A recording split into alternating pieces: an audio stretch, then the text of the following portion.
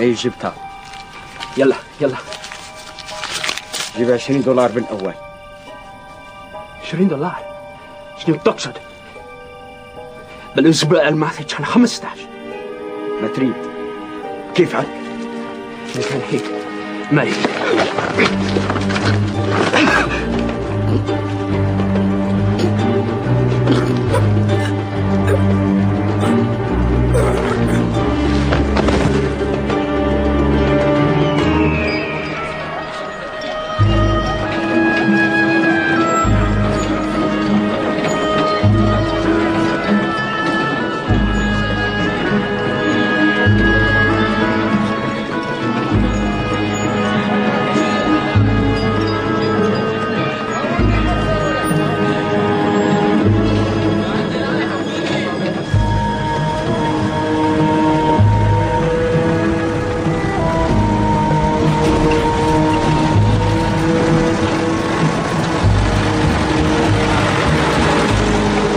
Honestly, sir, it's such a kick to meet the famous Hercule Poirot.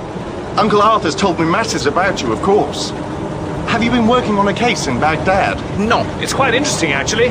Poirot got a telegram from an old flame of his saying she was in a spot of bother and could he meet her in Baghdad. Good-looking woman. Said she was a Russian countess, Countess Vera Rossikov. Really? Thank you, Hastings, for explaining that to Monsieur Coleman. We've had a bit of excitement at Teleurimja, too, while you've been away, Uncle Arthur. Well, I've only been away a day. Well, this morning, we had a dead Arab at the site. Been strangled, apparently. Good Lord. I say, that's Sheila Maitland. Her father's a superintendent in the Baghdad police. He must be up at the dig. He doesn't approve of Sheila coming out here alone. What-ho, Sheila? Will you take that machine away, Coleman? Fancy a race? It may have escaped your notice that you're in a car and I'm on a horse. Always good for a laugh, old Sheila.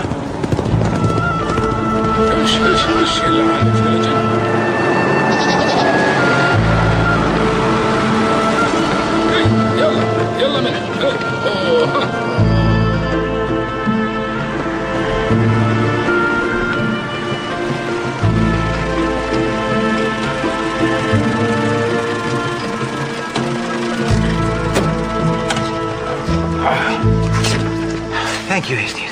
I say, Poirot, was that tactless of me mentioning the Countess?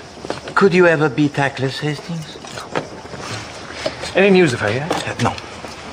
It's odd, though, isn't it? I mean, she books into the hotel, sends you this telegram, and then when you arrive, she's gone off on some trip. Wait. Hello. Hello. Eric Leidner. Oh! You must be Hercule Poirot, Captain Hastings' famous friend. Oh. It is an honor to meet an archaeologist so distinguished, Dr. Leidner. The honor is entirely mutual. Do be careful. That's Mr. Poirot's luggage.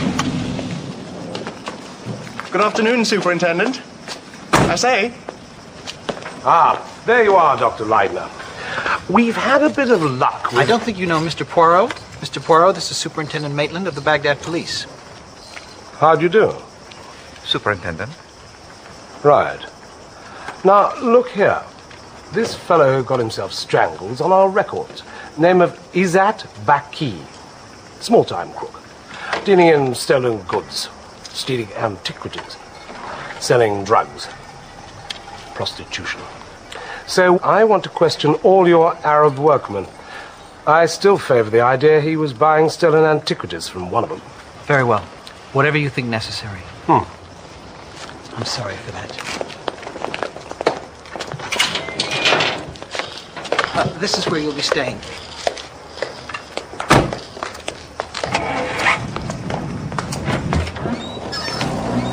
I only hope you'll be happy in our rather primitive accommodation. No, not at all, Dr. Leidner. I'm a man of the taste, most simple. Oh, Lord Bullock. Nasty business, this fellow being killed. Yes. We've had one or two suspicious characters hanging around Teleurimja since we started finding the gold artifacts. You looking for me, Annie? Oh, Dr. Leidner, yes. I was just showing our distinguished guest his room. Mr. Poirot, Miss Johnson, my right hand, you might say. Oh, Dr. Leidner. I'm delighted to meet you, Mademoiselle Johnson. How do you do? I wonder if you could come and cast your eye over the beads I found this morning. Sure. Dinner's at 8, Mr. Poirot.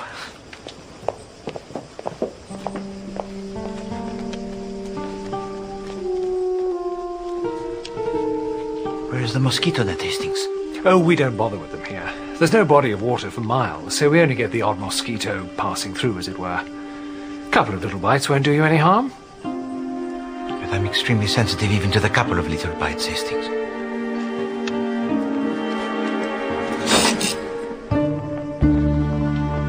Of course, everyone's getting frightfully excited about this stuff that we're finding here. Bill, I was just coming to look for you. Father Avenue, this is Mr. Hercule Poirot. He's come to stay with us. I'm pleased to meet you, Monsieur Poirot. Mon père? I have heard much about your exploits. According to the log, there was a cylinder seal found by Mr. Mercado yesterday, which he gave to you to bring to the Antica. That's right, yes. Do you know where it is? I put it on that shelf there. Well, it's not there now. Well, Everybody on the roof, please.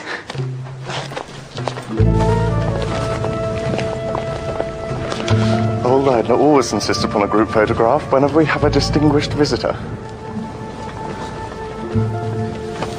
If the back row could move slightly to the left, you're not quite symmetrical. Captain Hastings, move those querns if there's not enough room. Madame Leidner, what is a quern? A millstone. They seem to find more of those than almost anything else. Where's Mr. Mercado? Joseph doesn't like having his photograph taken. Mr. Carey's not here. He's still out at the dig. Now, relax, please, and look towards the camera.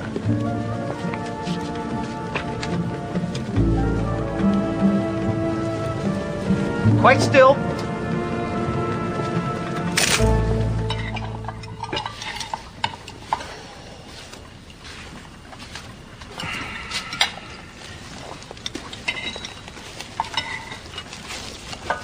I'm afraid you'll find us a gloomy crowd tonight, Monsieur Poirot. We're very distressed about the poor Arab who was killed. It is a circumstance most unfortunate, Madame Leidner. It's all right, Joseph. What's wrong, Mr. Mercado? It's all right. Sorry.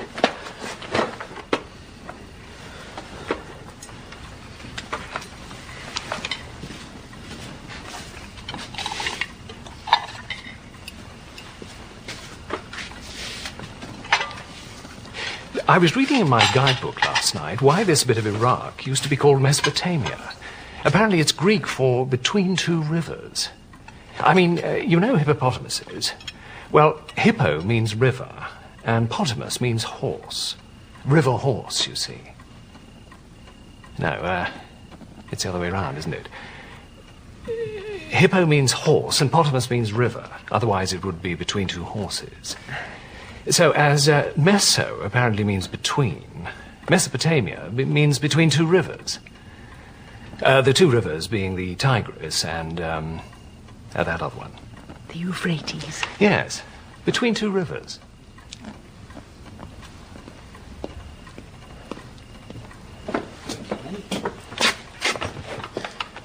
I should have thought you would have known by now that dinner is at 8 o'clock, Mr. Carey. I'm sorry, Mrs. Leidner. I thought that the work was what was important here. Not at the expense of everyone else's convenience. We finished our soup, I'm afraid. It's quite all right. I had to finish plotting those walls. Yes. Yes, of course.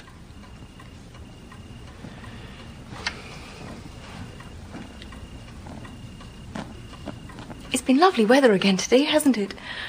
Out of the sun, of course. Ah, the fish. The fish from one of those very rivers of yours, eh, Captain Hastings? Oh, isn't that a sturgeon? They call it a hibiari out here. It's absolutely delicious. Arabs do not understand fish. That Father Lavigny's a strange cove, isn't he? There is certainly something odd about him. Assez curieux. Huh? He is a philosopher, an archaeologist, world-renowned. And from his books I had the impression of a man of great enthusiasm, of eloquence, and yet he seems not to have to rub together even the two words. Hastings, perhaps tomorrow afternoon I shall return to Baghdad with the postcard. Poirot, look, I've been married a few years now, and I don't mind telling you I've learned a thing or two about the fair sex. Countess Rosikoff isn't coming back, you know. That is as may be, Hastings. But it has less to do with my decision than the fact that in Baghdad the rooms there are lit by electricity, and the sound it is not so prevalent as to get inside the undervest. I do not know how you have borne it for 2 weeks. Well, family, you know. I told young Bill I'd make it a decent visit. You are a man of great courage. Good night, Hastings. Good night, Poirot. Sleep well.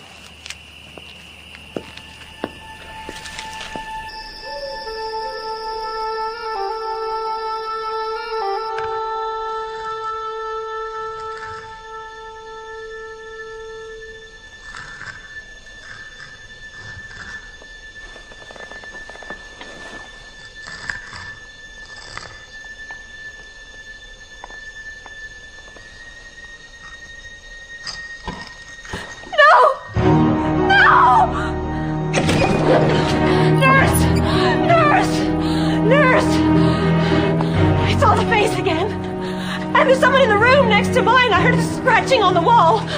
All right. Don't be afraid. Get Eric. Yes. Get him. Yes. Dr. Leitner. Dr. Leitner. What is it?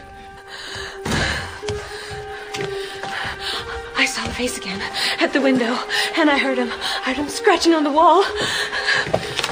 What's the matter? Mrs. Leitner saw a face at her window, and someone was moving about in the antique room. Right. Nurse. It's all right. Just breathe deeply. That's right.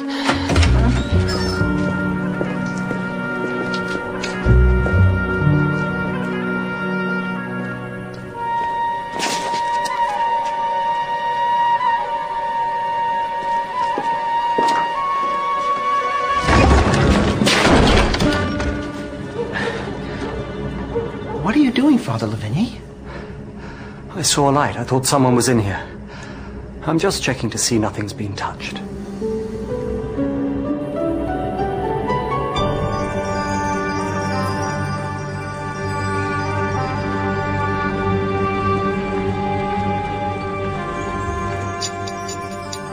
What do you think? Well, it certainly looks like wax. Right here, by the handle. I noticed it when I took its photograph. Could it be candle grease? From 6,000 years ago? I don't think so. Wasn't there some disturbance in here last night? No candles, though. Father Lavigny had a flashlight. What was he doing in here? He heard a noise. How's his latest translation? Don't be unfair to Father Lavigny, Richard. We've only found 4 tablets and seals as yet, and one of those has disappeared. I apologize, sir. But everybody says he's a famous epigraphist. I just look forward to seeing his first bit of work.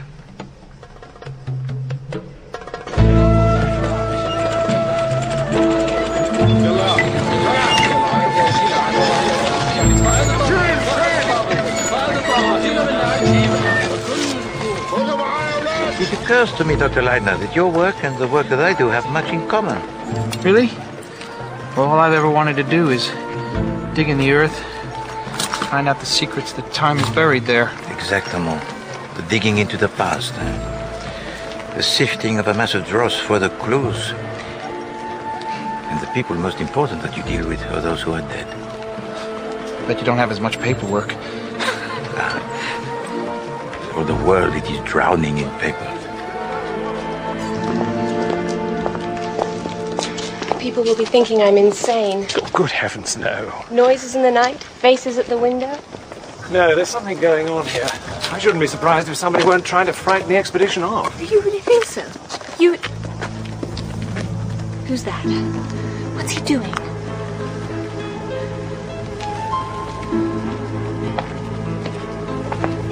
Captain Hastings!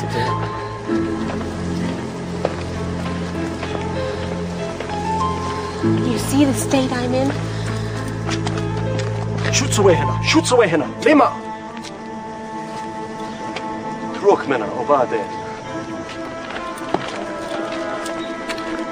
You know, I'm very ashamed. None of the men on the work can understand me. I was trying my Arabic on that man.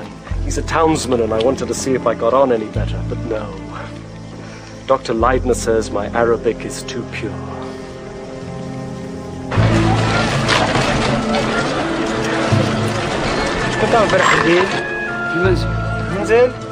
He can go next one. Go. Name. Poor little beggar. About 6 years old, I'd say. Sent into the next world with nothing but a little pot and a couple of bead necklaces. Or perhaps that is all any of us need, Mademoiselle Johnson. I know it's hard to believe, Mr. Poirot, but I can't tell you what fun we used to have. Dr. Leidner, Richard Carey and I, the first years we worked out here. We were such a happy party.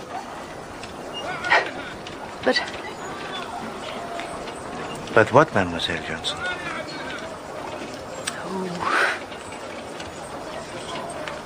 To be frank, since Dr. Leidner got married, of course, she's a very charming woman, and I can quite understand why Dr. Leidner fell for her.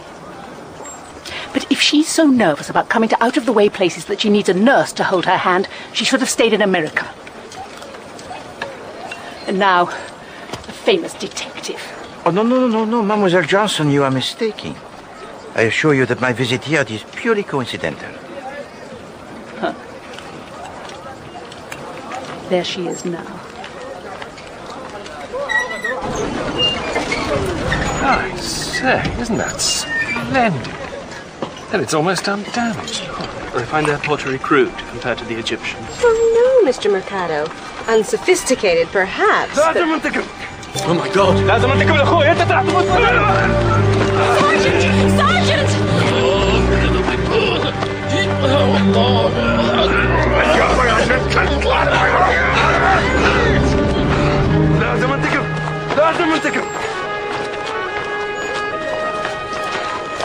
Are you all right, Captain Hastings? Yes, I'm okay. What was all that about, Mr. Mercado? Why do you ask me? The man is mad, obviously. He said he was going to avenge his brother. What brother? I do not know any brother.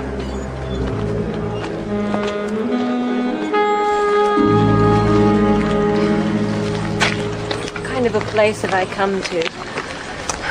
For years I've lived in fear of being murdered. Well, you can't mean it. I assure you, Captain Hastings, that I do. But murdered by whom, Madame Leidner? When I was a girl of 20, I married a young man in our State Department, Frederick Bosner. I hardly knew him, I suppose. It was one of those foolish wartime marriages. We'd only been married a few days, and he went away. I never saw him again. Frederick was killed in the war, but he was killed in America. He was shot as a spy. It was terrible. And then, about 3 months later, an amazing thing happened. I am waiting for you. If you ever marry another man, I will kill you. Signed, Frederick. But he's supposed to come from your husband, who is dead. Exactly. I thought I was mad or dreaming. Eventually, I went to my father. He worked in the State Department, too. He admitted the truth. My husband hadn't been shot at all. He'd escaped. The State Department had covered it all up anyway, and he was trying to protect me. But then, Frederick had been killed in a train wreck a few weeks after his escape, and he saw no reason to burden me with the knowledge. And you say now that you have received more of these letters? Some years ago, when I got engaged to be married, a whole flurry of letters started. I couldn't bear it. I broke off the engagement. It seemed that every time I became even friendly with another man, I was warned off.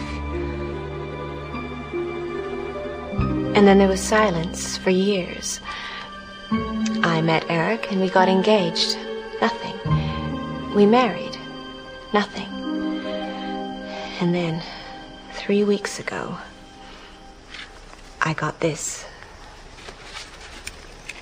I have arrived. But if this isn't your former husband, who is it? I don't know. Frederick had a much younger brother named William. He was an unstable child, but he adored Frederick. Perhaps he feels that any involvement I have with another man is somehow betraying his brother's memory. And this William Bosner, you think that for this he might still be seeking the vengeance? The same night I received that, I saw the face at that window. No! For the first time. No! A dead face.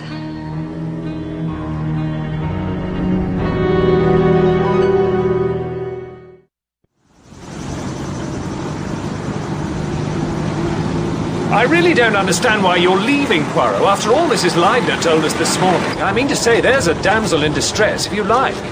We're all in bally distress this year. You wouldn't believe what a difference there is. There's Carey. Even he was quite cheerful last year. Believe it or not. He's worked with Leidner for years, of course. So's Annie Johnson. She blames Mrs. Leidner. Thinks her presence spoils everything. Is that your opinion, Monsieur Coleman? No. She's just jealous. She used to run round after old Leidner, darning his socks and making him tea in the old days. I suppose she feels a bit inhibited with Mrs. Leidner around.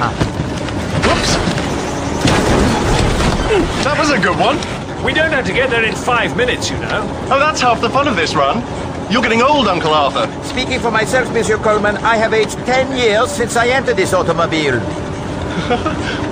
It's none of your damn business how I behave. Of course it's my business. Now you listen to me, Mr. Richard Carey. Oh, there you are, Louise. I thought Miss Johnson might be up here. She's just going out to the dig. Oh, good. I'll try and catch her.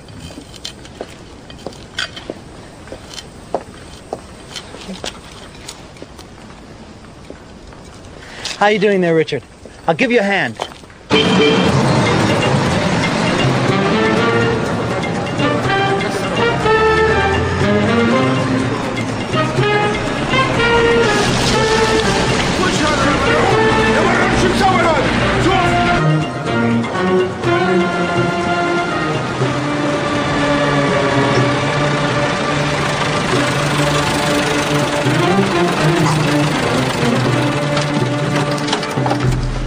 I'll post those letters now. Thank you. Tell me, Monsieur Coleman, do you recognize this handwriting? It's the lovely Louise's. Madame Leidner? Yes. Why? Oh, nothing. It just reminded me of the handwriting that I saw recently of someone else. Good Lord.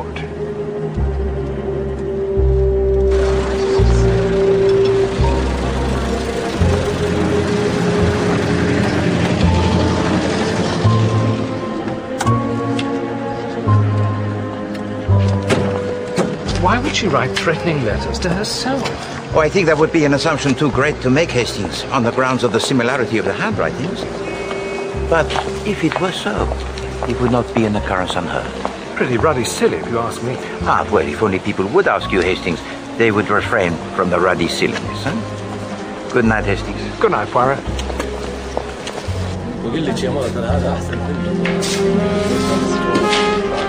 Monsieur, the key to my room, if you please. Certainly, Monsieur Poirot. The Countess Rosikoff, she has returned yet to the hotel?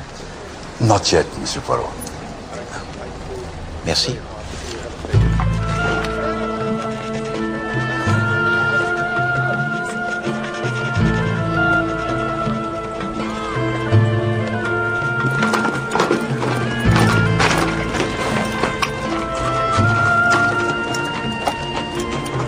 Hello, Richard. Hello, Sheila. You're a long way from home. If Muhammad won't go to the mountain. Why do you never come into Baghdad? There's nothing in Baghdad that interests me particularly. Really? I'm sure we could... Sheila, don't say another word. I am very nearly old enough to be your father. I wasn't saying anything. I don't know what you're talking about. It must be the sun or something. Seems to have gone to your head.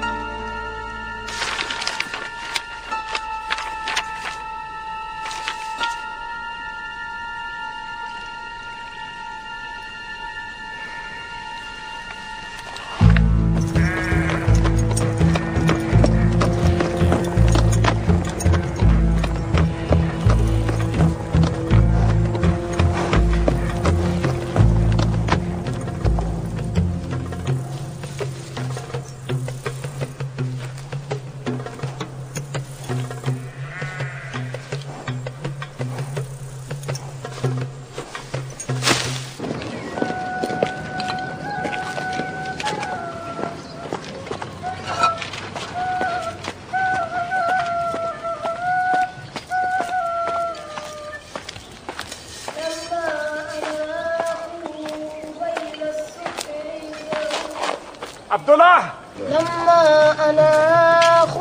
Abdullah!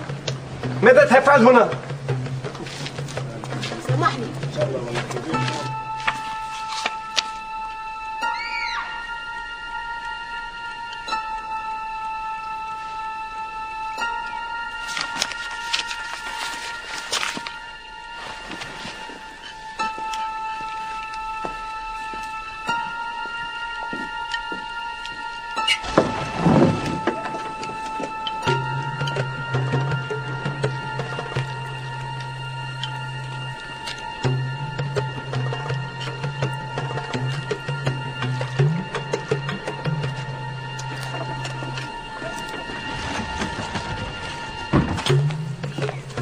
Father Lavigny, do you happen to know where my nephew is? I was hoping he would run me into Baghdad again.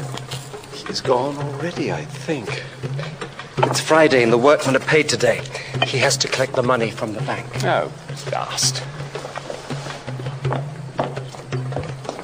It's a bit clearer up there now. Louise has been complaining lately there's not enough room to walk about. I'm just going to tell her the good news. At what time does Bill Coleman usually get back from Baghdad? Oh, I do not know. It is variable. Oh, my God. Louise! Oh, Louise!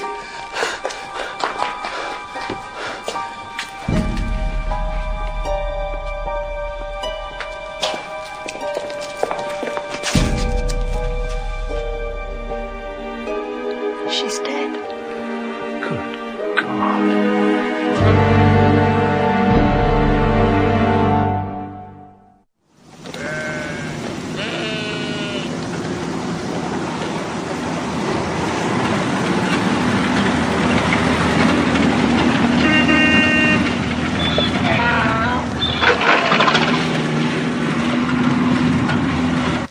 No alcoves, no wardrobes,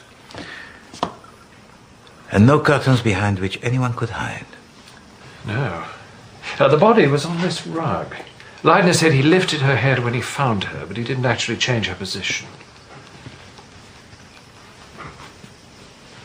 It all seems so straightforward now.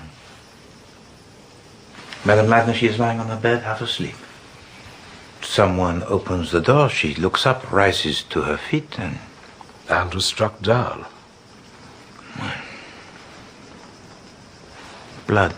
Very little. The blood will have escaped internally into the brain. And the weapon? Was there no sign of that? No. Something heavy. Without any corners or edges. Welded perhaps by the strong arm of a man. Wielded. Thank you, Hastings. It all seems So straightforward. Except for one thing.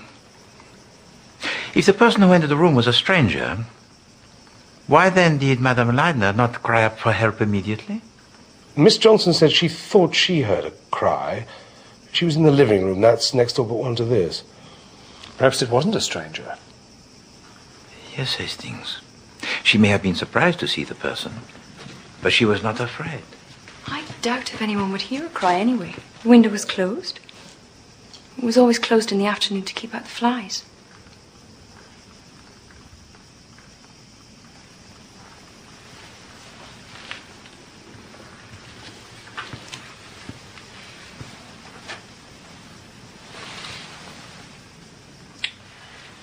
Tell me, Superintendent, what is your opinion? Is that not blood?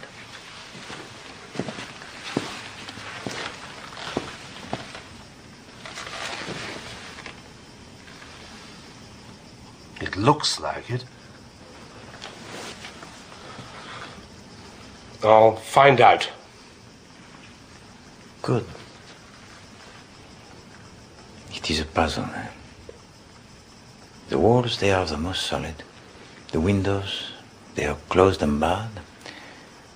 So the only way into this room is through that door. And the only way to that door is through the courtyard. And the only way into the courtyard is through the archway. And beyond the archway, there are 5 persons, and they all tell the same story. That no stranger entered the courtyard today. And I do not think that they are lying. The room of Madame Leidner, it is there. And you are working here. So the door to her room, it is in your vision all of the time when you look up from your work? That's right. Nobody could have gone in there.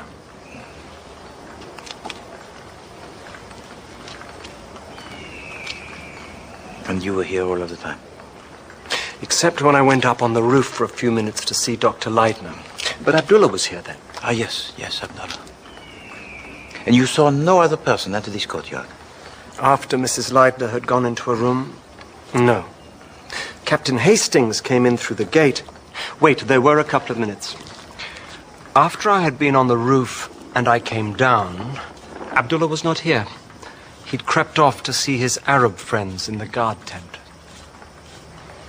And Abdullah, how long had he been absent, do you think? Not more than 3 or 4 minutes.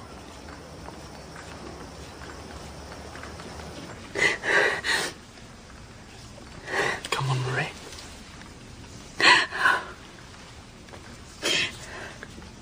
She feels things too deeply.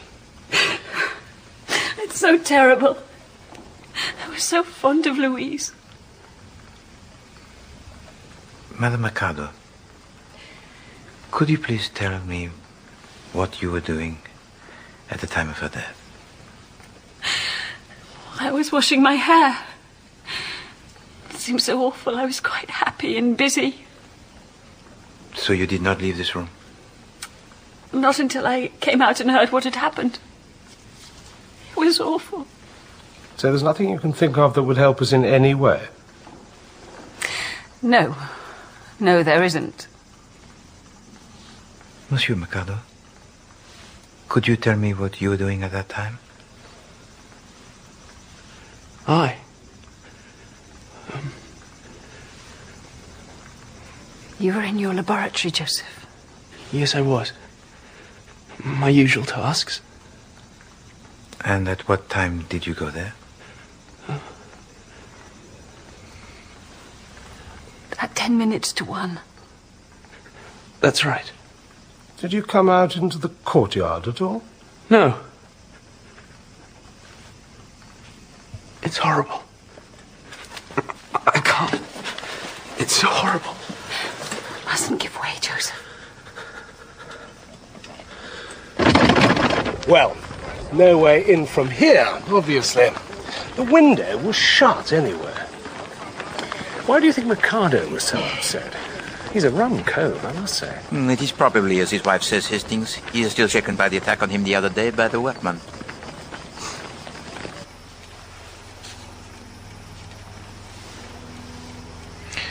Tell me, Dr. Leidner, your love for your wife was your ruling passion. That is true, is it not? Yes. Then I must demand from you the whole truth. I assure you, Mr. Poirot, I've kept nothing back. No. For example, you have not told to me why you invited to join the expedition Nurse Letheran. Well, I've explained that. My wife's nervousness, her fears. No, Doctor.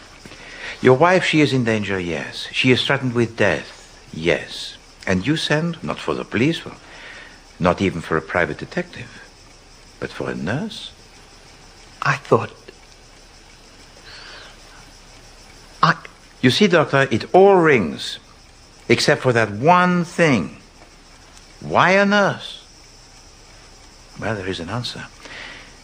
In fact, there can only be one answer. That you did not really believe that your wife, she was in danger. God help me. I didn't. Doctor, did you suspect that your wife wrote those letters herself? I thought that maybe worrying and brooding over the past might have possibly affected her mind. I thought that she might have somehow written those letters to herself without being conscious of having done so. That is possible, isn't it? There are, as I see it, three possibilities. Three? Well, solution number one, and the simplest. William Bosner, the young, unstable brother of the first husband of Madame Leidner, still seeks the vengeance. First he threatens her, and then he carries out his threats. But if we accept this solution, then we have the problem of how he entered and departed without being observed. And the second? Solution number two, that for reasons of her own, Madame Leidner writes to herself those letters that are most threatening. I thought that was the idea you favored. But if this was true, then the letters, they have nothing to do with the murder. But now we come to solution number three. And to my mind, the most interesting. I suggest the letters, they are genuine. That they are written by William Bosner, the young brother-in-law of Madame Leidner, and that actually he is one of the staff of the expedition. Excuse me.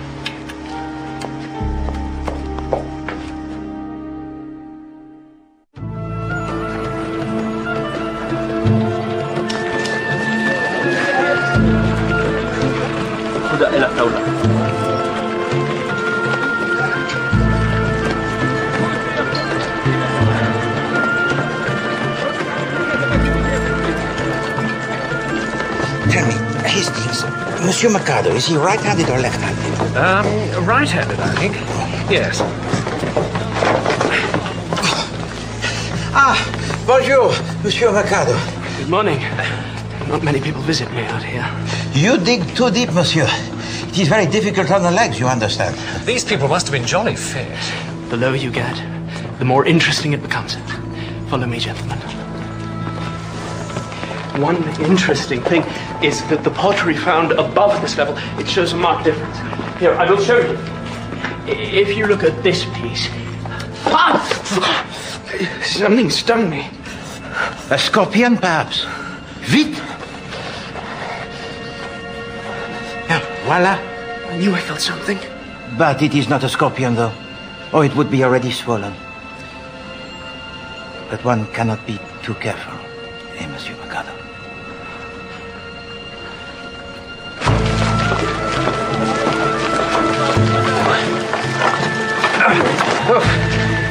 That was neat, Hastings? What was that, Poirot? Did you do that? Oui, I was the stinging insect, and very neatly I did it too. Regard. You did not see me, Hastings? But what for? I wish to observe his forearm, Hastings, the left one. Did you not notice anything? Well, yes, I did, as a matter of fact. A lot of marks on the skin. Oui. I suspected, but now I had to be sure. Monsieur Mercado, he is addicted to drugs, Hastings. I see. So where does that lead us? For the moment, I cannot say. But facts, Hastings. Facts. Those are the cobbles that make up the road along which we travel. I joined the expedition only about a month ago, from the order of the Père Blanc at Carthage. And before your arrival here, mon père, did you at any time make the acquaintance with Madame Leidner? No. I'd never seen the lady until I met her here. The other day, Captain Hastings saw you talk to a man outside, and yet previously, this very same man, he'd been seen trying to peer in at one of the windows. It looked to me as if he was hanging around the place deliberately. That's what I thought. I asked him what he was doing and told him to go away.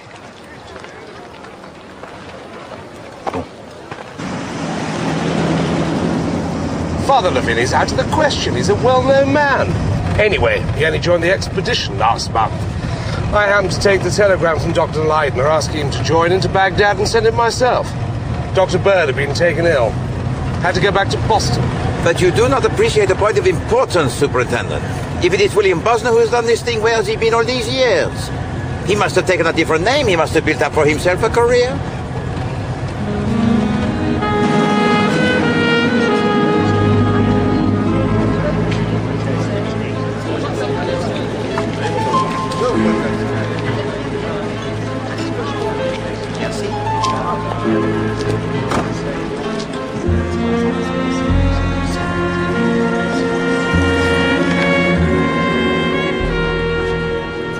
Countess Rosakov?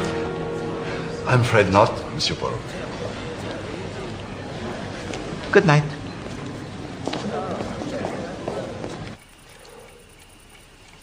I didn't even know Mrs. Leidner had been married before. Oh, yes. American. Went to the bad during the war.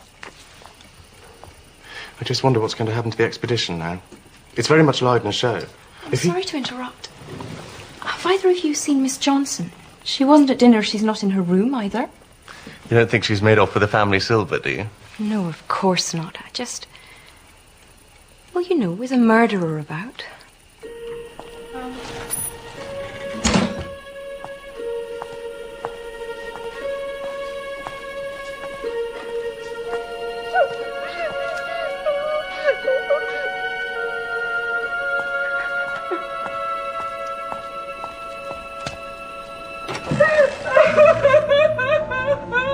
What's all this? You mustn't sit here crying all by yourself. Don't, Miss Johnson, don't. Take a hold on yourself. What's upset you, Miss Johnson? It's all so awful. Now, you mustn't start thinking about it again. What's happened has happened and can't be mended. There's no use fretting, you know. No. Oh, you're right, nurse. I'm making a fool of myself. It all came over me suddenly. Yes. Yes, I know. A good night's sleep is what you need. Yes. Thank you, nurse. You're a nice, kind, sensible woman. Oh, it's not often I make such a fool of myself.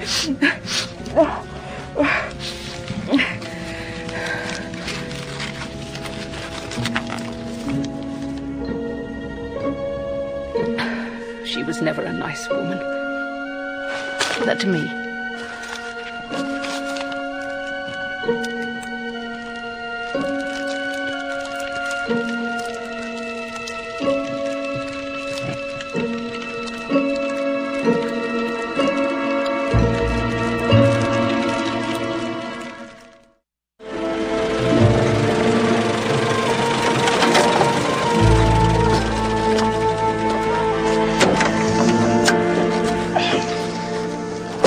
Any sign of the Countess yet, Poirot? No. And to tell you the truth, Hastings, I begin to fear for her safety. First there was a telegram stressing her need of help most urgently, then her absence from the hotel at my arrival, and now the continuing lack of any sort of communication from her. Yes, I see what you mean. Bonjour, Mademoiselle Maitland. Bonjour, distinguished Belgian tech. You see, Hastings? People begin to remember that I am not French. It is good of you to come, ma sœur. It is most interesting and important, this news of Mademoiselle Johnson. Asseyez-vous, s'il vous plaît.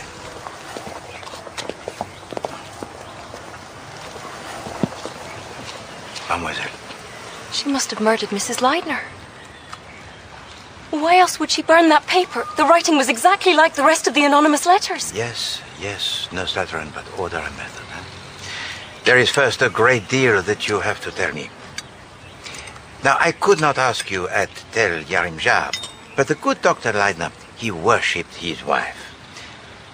And he is sure that everybody else felt exactly the same towards her. But in my opinion, that would not be human nature. No. It is necessary for us to discuss Madame Leidner with, how do you say, the gloves removed. Huh?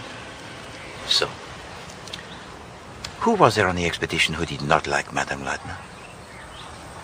Oh. Well, it's only my opinion.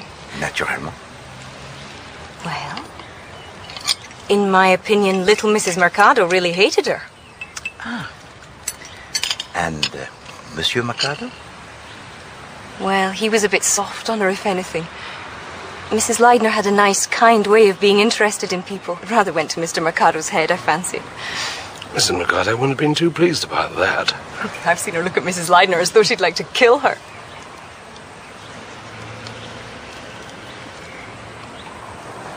Oh. I didn't mean to say. I mean, she... No. I understand. What about Monsieur Carey? Well, he was always very stiff with her. And her with him. Perhaps he was jealous, like Miss Johnson, him being an old friend of her husband's, too. What ho, Sheila? Look here. I bought 2 tickets for the tennis club dance. Will you come? Oh, all right. Yes, I'd love to. I hope I haven't spoken out of turn. What is your opinion of the younger men, Hastings? William Coleman, for instance? I say, steady on, Poirot. He's my nephew. No, he's your nephew by adoption, Hastings. Yes, but all the same. How old was he when he was adopted by your sister and her husband? Oh, 8 or 9. His parents died shortly after the war. They were some sort of distant cousins of Harry Coleman. And where was that, Hastings? In America, actually. Bill had the most peculiar American accent when... I say... No. You know where we must consider every possibility, Hastings. Good Lord. How are you getting on with our local mystery? I have learned a great deal, mademoiselle, about the victim. And very often the victim, it is the clue to the mystery. It's rather clever of you, Mr. Poirot. Merci, mademoiselle. It's certainly true that if ever a woman deserved to be murdered, Mrs. Leidner was that woman. Miss Maitland. Nurse Leatheran, I'm afraid, was quite taken in by her, as many other people were. What Sheila telling you, Monsieur Poirot? Take it with a pinch of salt. She and Louise Leidner didn't exactly hit it off. We didn't hit it off because Louise knew that I saw through her. In fact, I wouldn't have much objected to putting her out of the way myself. Then, for the time of death of Madame Leidner, mademoiselle, I hope you have a good alibi.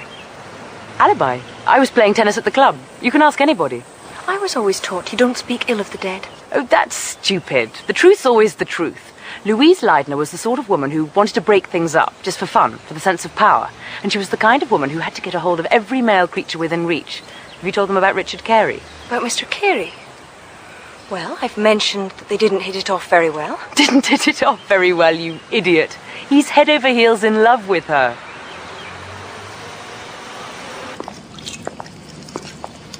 Poirot wants to see if Miss Johnson could really have heard Mrs. Leidner call out when she was murdered, you see. So if you could go in Mrs. Leidner's room and just give a little cry, I'll go in the living room and see if I hear anything. All right. Oh, not a big scream. I mean, not madly terrified. Just a little cry as if you stubbed your toe or something. Yes, I see.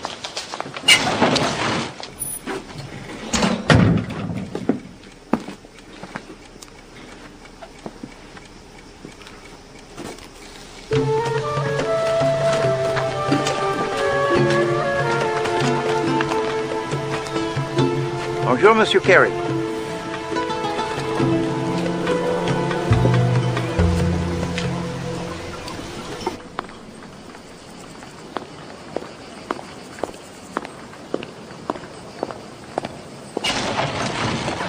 Ready when you are. Well, I've done it.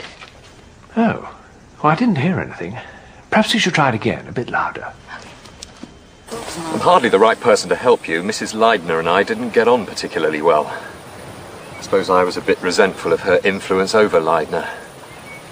We were polite to each other, but not intimate.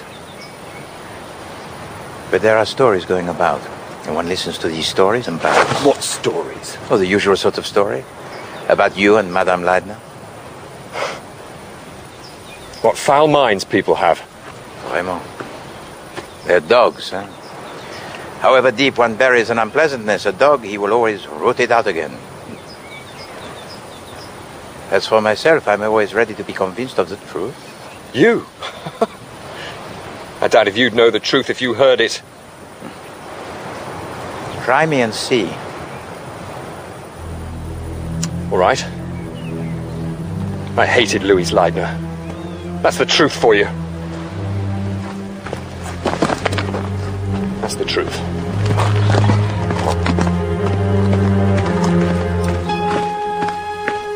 We tried it several times, getting louder and louder. Even when Nurse Leathern screamed quite loudly. You couldn't hear it in the living room. These mud brick walls are damn thick, you know. Good, Hastings, good.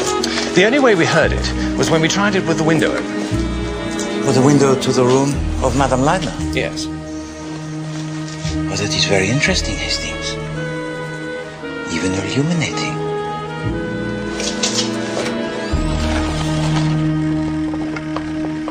Ah, Madame Mercado, Mademoiselle Johnson, bonjour. Good day. How are you getting on, Mr. Poirot? Oh, it marches slowly, this affair, mademoiselle. But this morning I was in Baghdad with Superintendent Maitland. His daughter is a young lady, most charming, n'est-ce pas? Sheila Maitland? Oh, she's all right. Of course, she's the only young creature in the place, so she gets a bit spoilt by all the young men dancing attendance on her. Not that she doesn't encourage them. She was out here yesterday afternoon looking around for one or other of them. What's that you're doing? This. Oh, we found another cylinder seal at last. You know, this is only the fourth one we've found on this site. Apart from the one that's got lost, of course. And Père Lavigny, he translates them, n'est-ce pas? Well, there's not usually much to translate. They're more pictorial. Although that varies from age to age. Oh, it is of great beauty. I'm just doing the mould in the plasticine. And then we make a plaster cast. And he works from that. That's most ingenious. Have you got a lot of plasticine? I could do with a bit. Hastings, you're of too great an age to play with plasticine. No. There's a hole in the door of my room, and the mosquitoes just seem to stream through it at night. Oh, help yourself. There's some in the stationery cupboard. Oh. I think it's where there used to be a lock. They've taken the lock away and left the... I say. What's this? Poirot? Some sort of mask. How extraordinary. How did that get in there?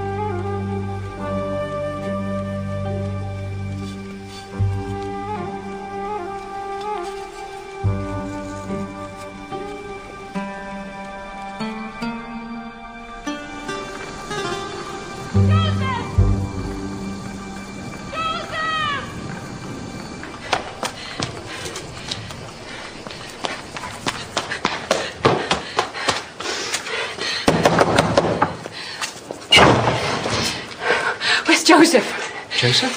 He got up before I was awake and I can't find him anywhere. Sorry, I haven't seen him. He's not out at the dig? No.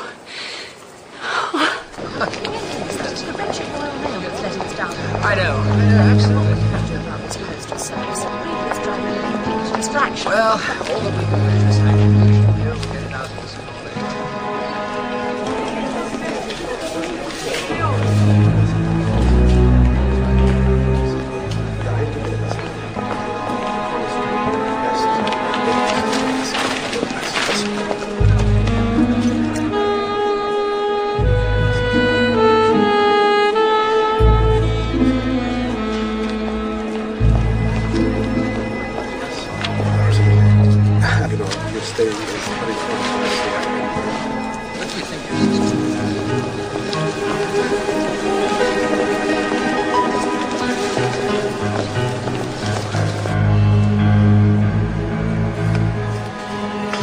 for one night. Very good, sir. Thank you.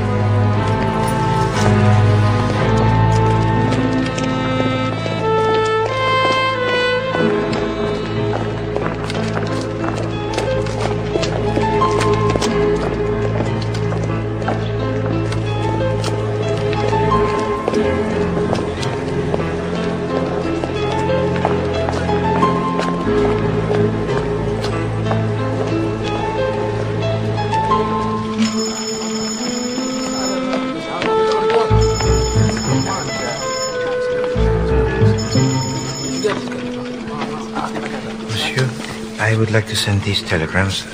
This to Tunisia and these 3 to the United States of America.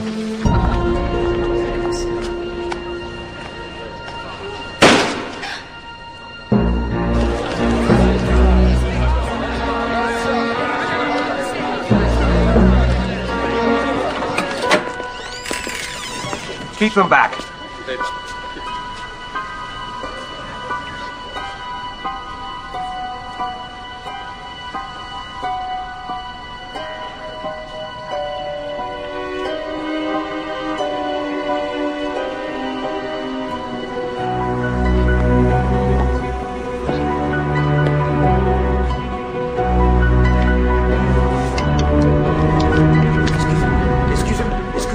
Excusez-moi, s'il vous plaît.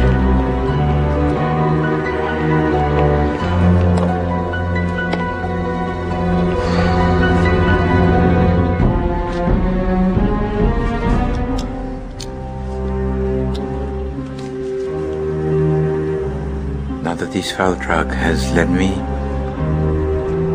to murder, I can no longer live with myself. Marie would be better off without me.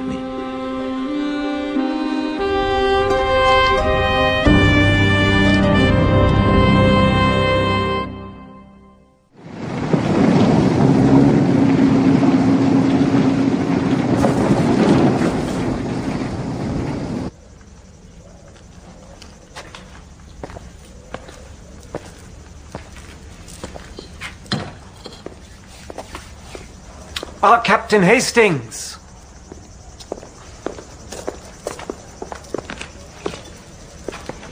Is there any news of the man who was hanging around outside? The man I spoke to? I don't think so. Your friend Monsieur Poirot is coming out to visit us today? I know, he's a bit busy today. Sending telegrams. Telegrams? Where to? All over the world, he said. But that was probably a bit of foreign exaggeration. I think perhaps he also exaggerated the length of time it would take him, Captain Hastings. Good Lord. Poirot! I didn't think you were coming out here today. Monsieur Mercado has committed suicide, Hastings. Not a word. Bonjour, Père Lavigny. Bonjour, Monsieur Poirot. Father Lavigny was asking me about that fellow I saw peering in through the window. Mademoiselle? Hello, Abdullah.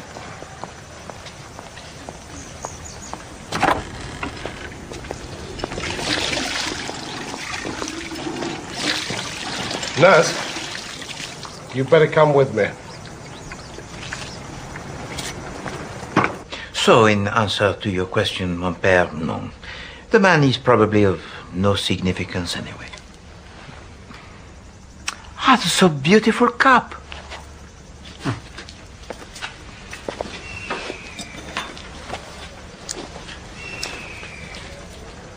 Oh, so beautiful.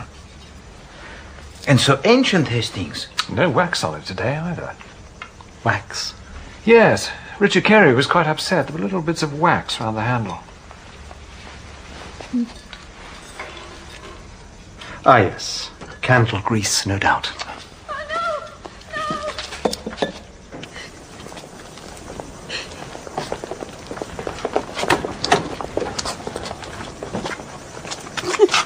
Do you need me to go with you? It's all right. Does that mean Mercado killed the Arab? But the Arrow was well known to the police, Hastings, as a dealer in drugs. Do you think he killed Mrs. Leidner, too? She may have known of the addiction of Monsieur Mercado. And perhaps it would have suited the temperament of Madame Leidner to feel that she knew a secret which she could reveal at any minute, with the effects most disastrous, eh? So, for Monsieur Mercado, certainement, he would have had a motive.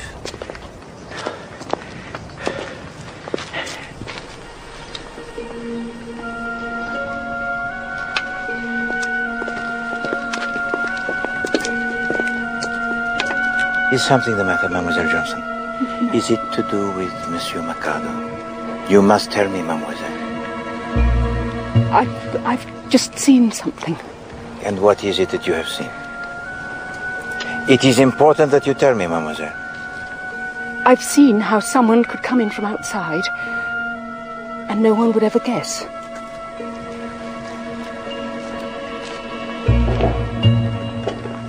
How? You must explain to us, Mademoiselle. I've got to think it out first.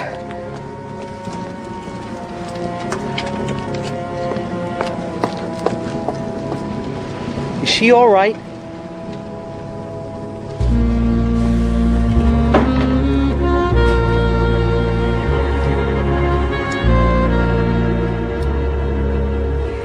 Hastings, I think I shall rest here for the night. Good man. Why run after her? Show your independence. As an old married man, I don't mind telling you, Poirot. Hastings, is it not true that your wife requested that you should leave? Well, that's true, but... And that she requested that you should leave not only your home, but the continent in which it is situated? Yes, but just for a holiday. She felt she needed a bit of a break. Then perhaps you will kindly not to presume to lecture me as an expert on the psychology of women. I would never have thought it of Joe Mercado. I never suspected a thing. Bien, Dr. Leidner, an addict is always adept to the extreme in concealing his addiction. So where does this put your investigation now, Mr. Poirot? I do not know that it adds to it, nor that it takes away from it, Monsieur Corman. But this investigation, it marches more slowly than I had expected. But it marches. Only I hope that it holds for us no more surprises. Amen to that.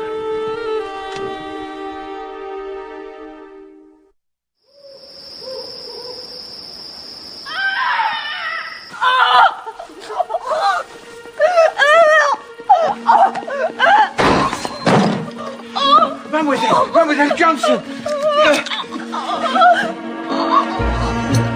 Mademoiselle Johnson! Let me.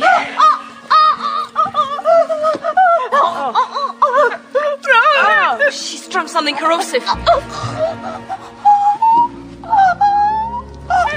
It's all right, Miss Johnson. We'll soon have you better.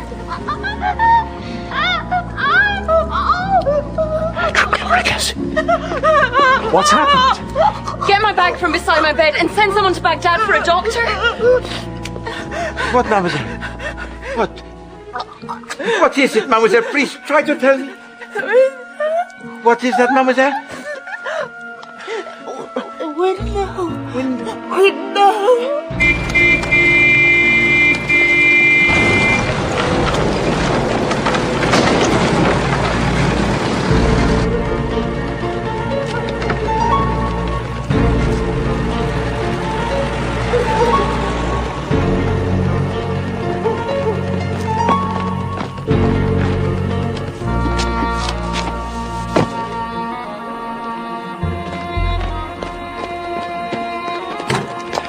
Belgian detective poking his nose in.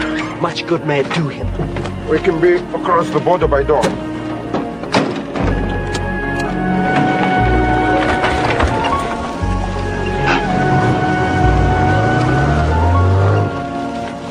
Who can have done this foul thing, Mr. Poirot? Captain Hastings, how is Miss Johnson? She's dead.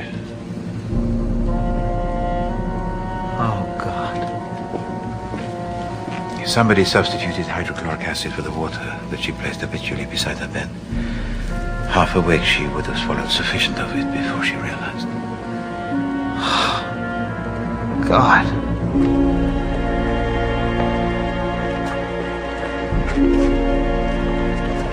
Poor Annie.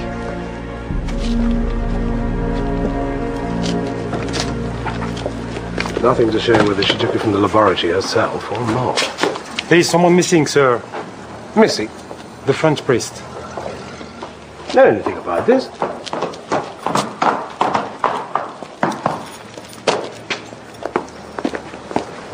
I was at the post office and a telegram came for you. Merci, mademoiselle. What are you doing out here, Sheila? Oh, Daddy.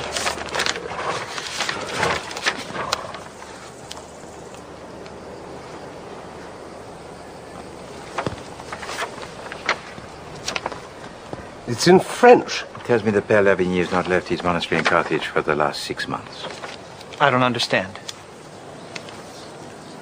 Dr. Leidner, I regret to have to inform you that the cup of gold in the Antico room and the ornaments made of the hair of gold and several other artifacts are Electrotype's most clever.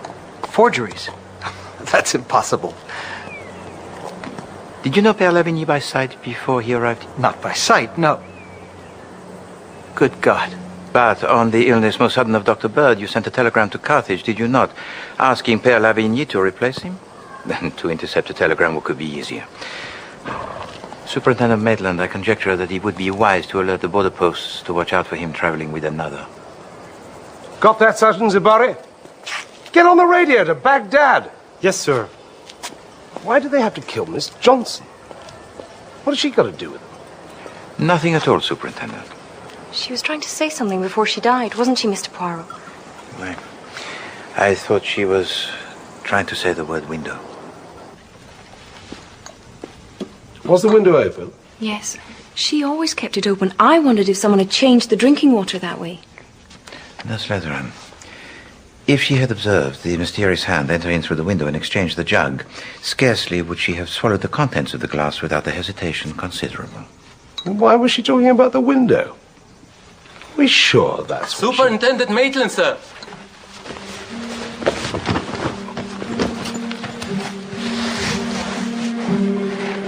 Open it.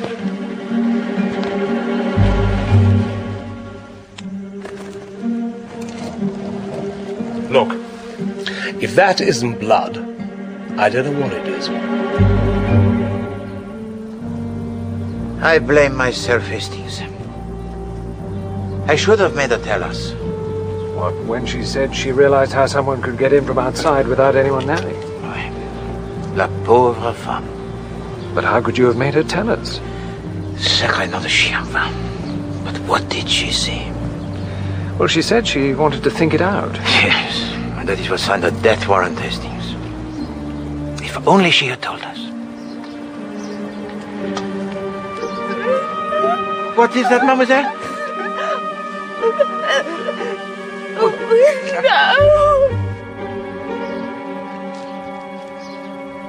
Oh, Hastings. What a fool that I have been, when the truth, it is so clear. So simple.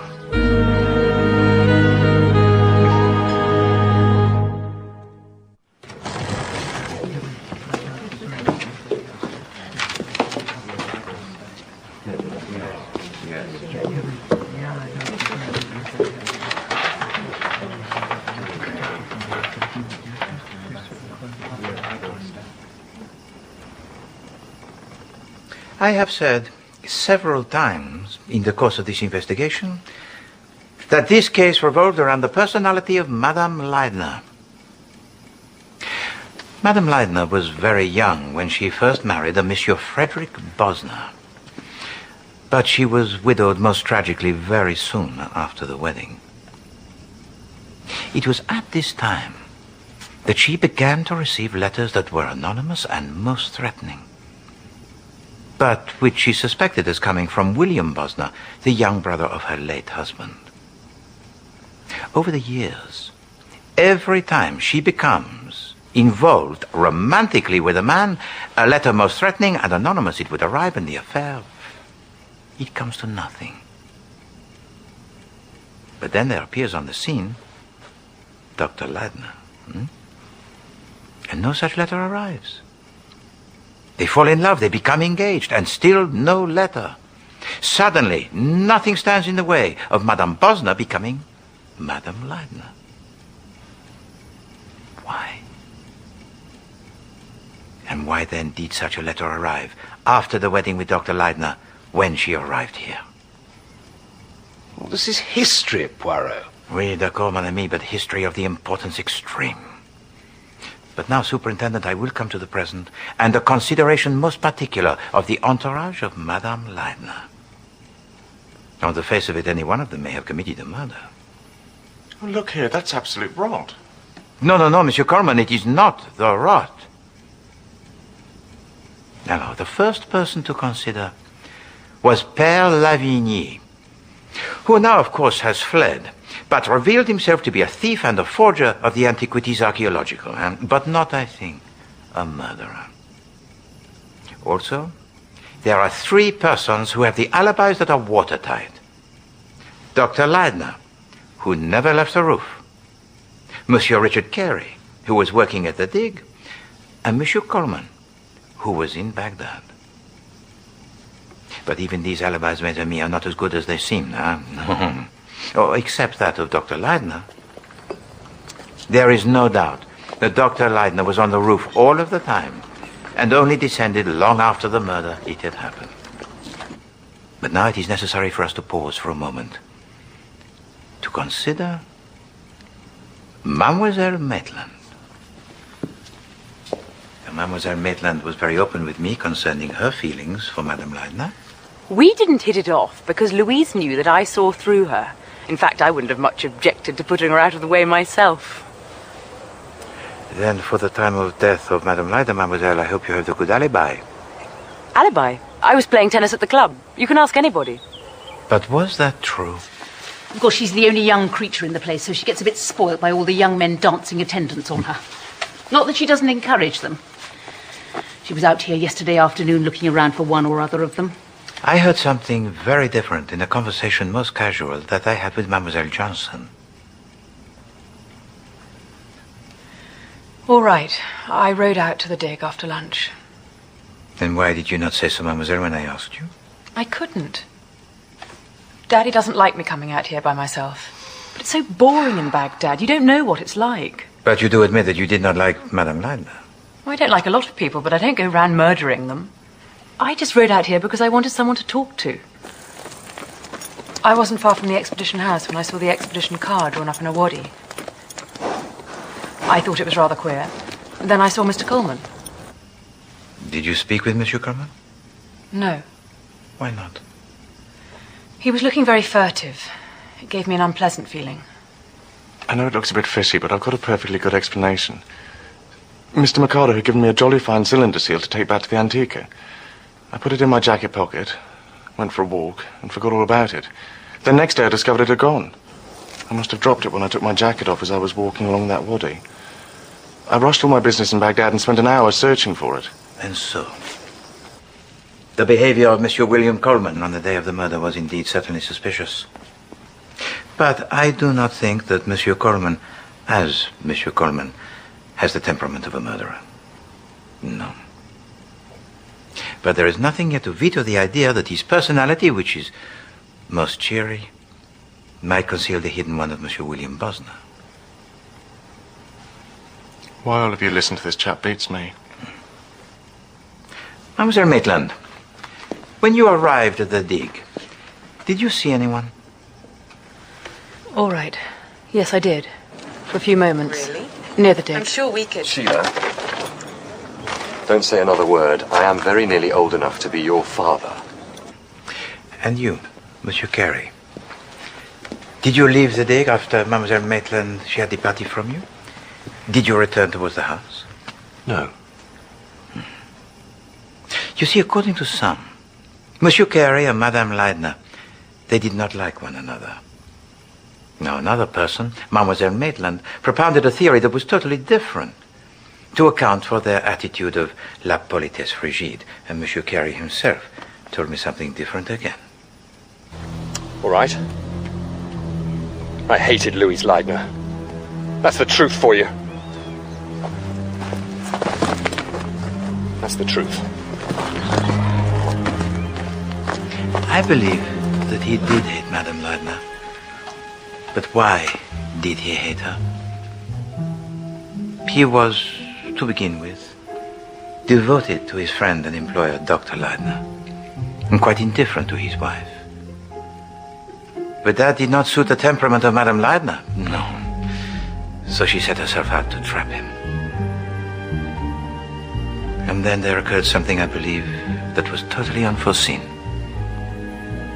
She fell in love with him, and he was not able to resist her.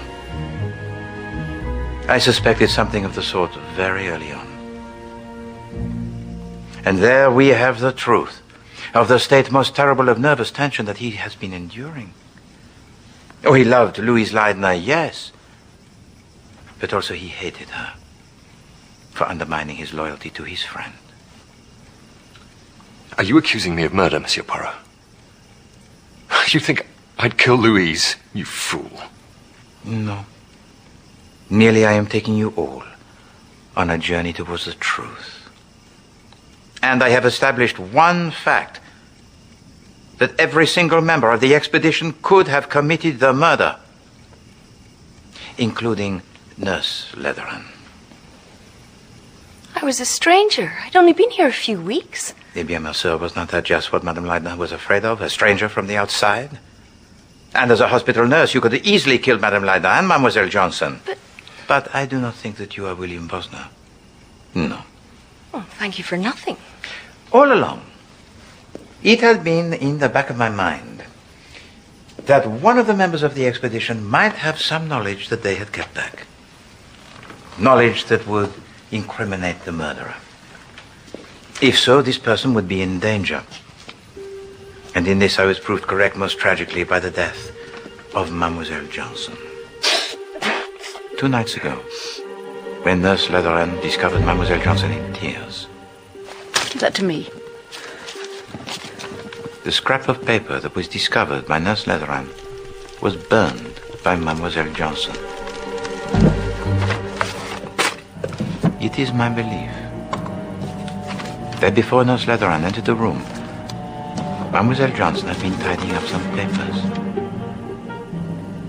She must have come across a draft that was unfinished of one of those letters that were anonymous.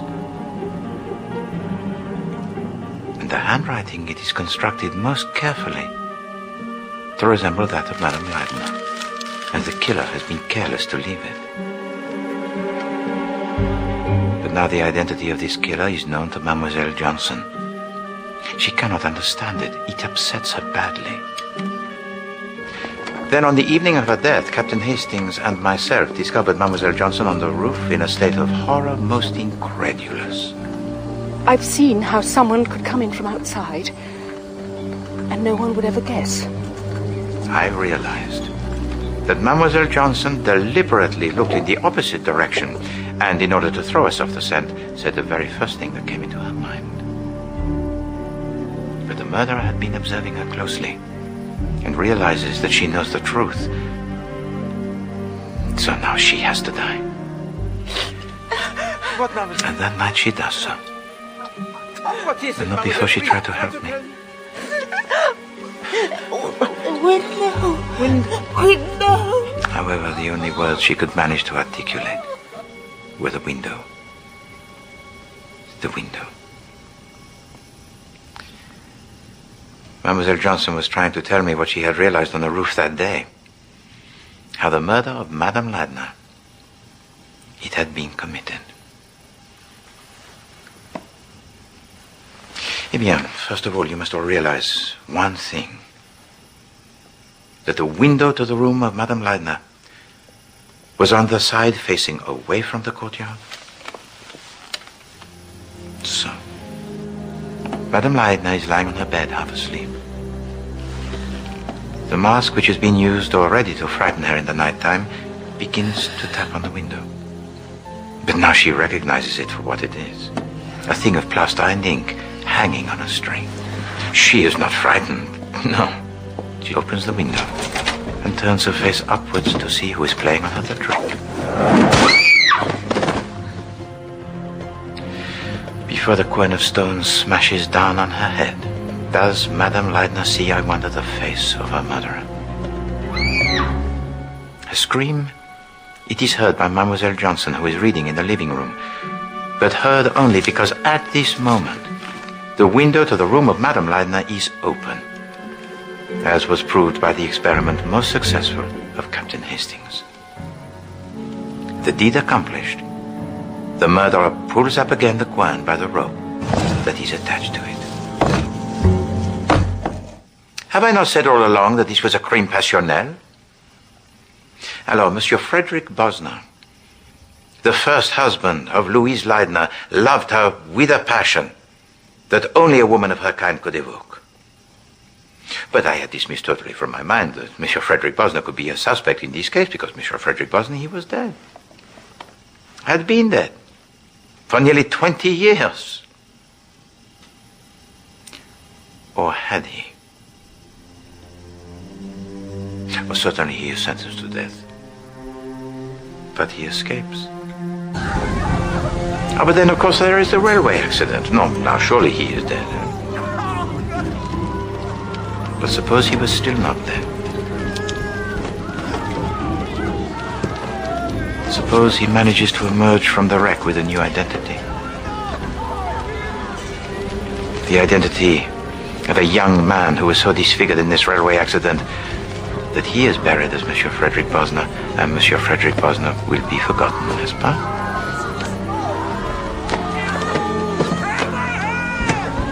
You will be free to build a new life, using a new name. So, is Monsieur Frederick Bosner here amongst us today? This Frederick Bosner is a man of ability. He finds himself a profession that is congenial to him. He also keeps himself informed of the movements of his wife. She shall belong to no other man. And whenever he judges it necessary, he dispatches a letter. And he copies most carefully some of the peculiarities of her handwriting, just in case Madame Leidner decides to take to the police his letters. But these letters that are anonymous and threatening, they do not arrive when she meets, falls in love with, and becomes engaged to Dr. Leidner. It is a puzzle. And perhaps Madame Leidner realized the answer to these puzzlements in the moment before she died.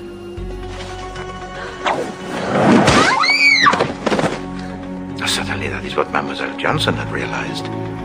How the murder, it had been committed from the roof. But what Mademoiselle Johnson could not have realized, as Madame Leidner had done,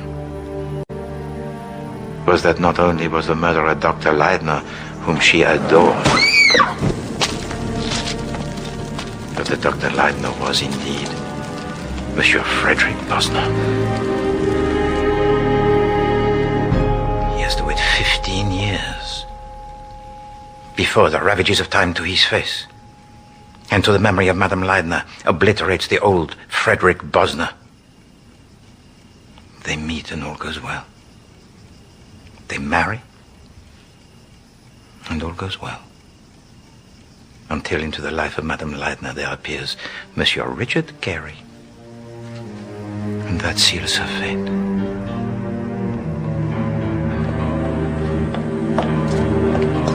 It's a bit clearer up there now. Louise has been complaining lately there's not enough room to walk about. I'm just going to tell her the good news.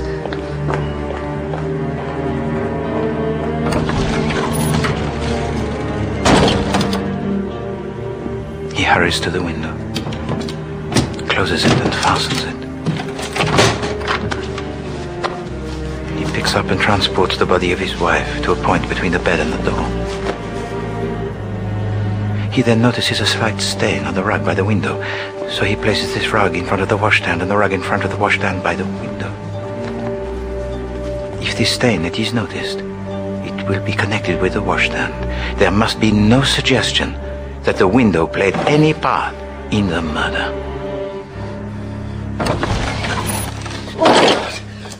Louise! Oh, Louise! A murder most cruel and hideous, Dr. Leidner. And not content with that, You tried to incriminate Mademoiselle Johnson, who was good and loyal to you, who was in love with you, by planting in her room the very quern with which you had killed your wife. I am so tired.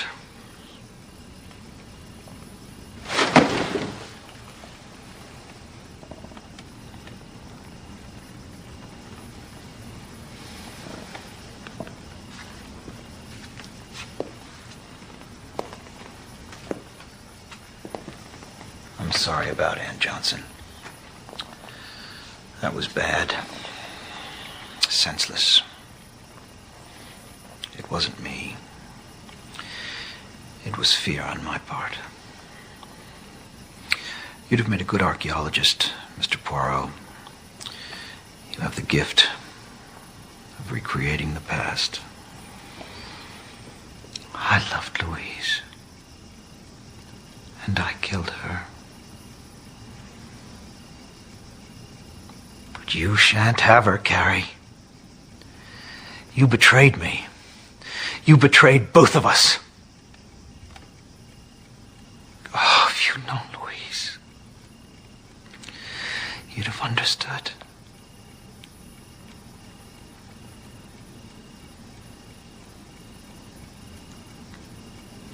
No. I think you understand anyway.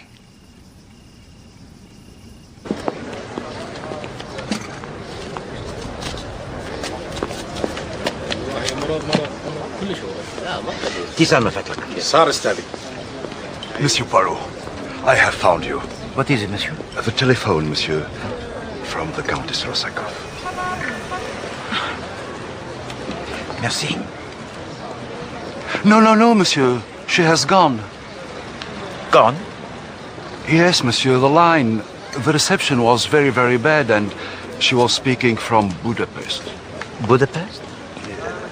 She left a message. Go on. She said she had been called to Shanghai, and would you kindly settle her bill for her? Her bill? Yes, monsieur.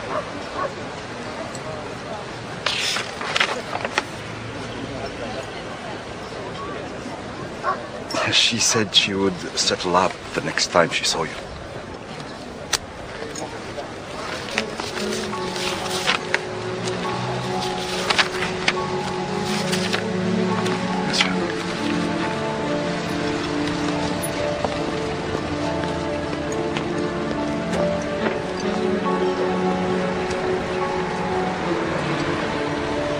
Do not speak, Hastings.